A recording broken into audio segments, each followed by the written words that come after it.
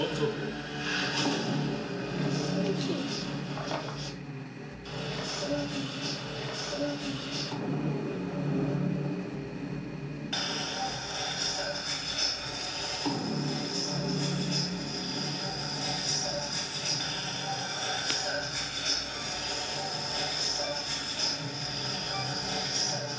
Qual é a credibilidade de que houve uma fraude e que essa voz não foi colocada propositalmente numa conversa, numa falsa...